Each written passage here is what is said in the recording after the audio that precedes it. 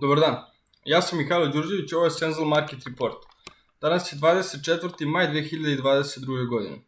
Odmah bih se osvrnuo na makroekonomske vesti kojih je danas bilo dosta. Dakle, imamo francuski manufacturing PMI, on je podbacio očekivanja, services PMI je takođe podbacio očekivanja, imamo nemački manufacturing PMI koji je probio očekivanja, services PMI koji je podbacio. Onda imamo Evropu, dakle manufacturing PMI takođe je podbacio očekivanja, market composite PMI je podbacio očekivanja, services PMI je podbacio očekivanja, sve za blago. Imamo Veliku Britaniju, composite PMI takođe je podbacio očekivanja, manufacturing PMI je podbacio očekivanja i services PMI takođe za Veliku Britaniju je podbacio očekivanja. PMI je Purchasing Managers Index. Tako da u suštini ako je preko 50, to znači da dolazi do ekspanzije u sektoru, a ako je ispod 50, to znači da nije dobro. Ovde generalno je svuda preko 50, ali opet su očekivanja podbacivana. Imamo bitne vesti koje su se juče dešavale, dakle Filadelfija je vratila maske studentima i nastavnicima u školama, Biden planira da smanji tarife ka Kini i traži da OPEC, dakle organizacija u čim se sastavu sadrži države koje najviše proizvode nafte, dakle to je OPEC, traži Biden od njih da povećaju proizvodnju nafte. Takođe je rekao da će i Sjedinjene države braniti Tajvan ukoliko je Kina napadne. Onda imamo sa druge strane Bank of England koja je rekla da će opet dizati kamate, da im je primarni fokus dakle da obuzdaju inflaciju koliko god bilo neophodno dizati kamate. I onda imamo sa druge strane Snapchat, koje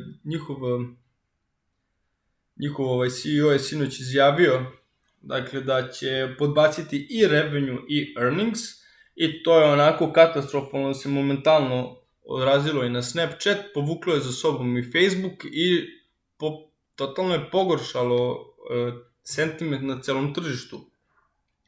I to je nešto danas što treba baš obraćati pažnju. Evo možemo pogledati i pre-market, dakle, u Americi i mi imamo sada, dakle, Facebook koji pada 8,2%, samo zbog Snapchata i toga što se dešava, dakle, to je opet na neki način i očekivano jer su u gotovo identičnoj industriji. Dakle, a Snap je 33% u pre-marketu, dakle oni su pogotovo kaženi i oni će sad otići na nivo i verovatno iz 2018. godine. I oni nisu ni prva ni posljednja kompanija koja se isto to dešava, tako da to je kod njih onako vrlo na neki način i očekivano, ali opet načini na koji se kažnjavaju te kompanije su baš brutalni. Imamo BlackRock koji je downgradeovao Developed Market Equities i dao im je neutralan rating od overweight, što znači da oni više nisu bullish po pitanju akcija, šta više neutralni su i dakle Developed Markets, dakle odnosi se na razvijena tržišta kakva je dakle zapadna Evropa, Sjedinjene države, naravno Kanada. Tako da imamo asset managera koji upravlja sa skoro 8-9 triliona dolara, koji je prestao da bude optimističan i bullish po pitanju tržišta i oni isto pričaju problemi sa inflacijom, da su glavni uzrok downgrade-a.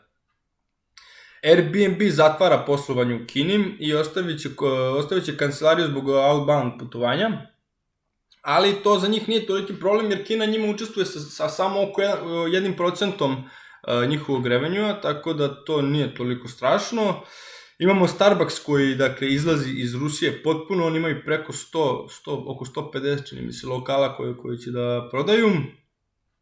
I isto ono što je meni onako lično bilo interesantno, to je te foundries kompanije, što su Taiwan Semiconductor, Samsung i Intel, oni planiraju da još povećaju cene, jer postaje sve skuplje finansiranje njihovog rasta, i mnogi analitičari očekuju da će oni dići cene 10-15% ove godine, a oni su već i prošle godine digli. I što je opet, to sam spominjao dosta u ranijim, mnogo je bitan taj mode kod kompanije, dakle oni su oligopoli faktički i onda oni kad povećaju cene vi nemate izbor kod koga ćete vi da idete osim kod njih. Jednostavno to je sve što možete. Osvrnuo bi se ukratko dakle i na Evropu danas, dakle Evropa danas će u padu, zavisi od indeksa do indeksa, ali Nemačka je minus 0,8, Pariz je 0,86 minus, Amsterdam je nešto malo više minus 1%, Švajcarska je danas u plusu, tako da to je ono što je interesantno. I futuresi na američku berzu su svi u minusu, tehnološki su baš, oni su minus 1,65, dakle Nasdaq, on će biti danas, nije dobar sentiment po pitanju njega, pogotovo zbog ovog što se desilo sa Snapchatom.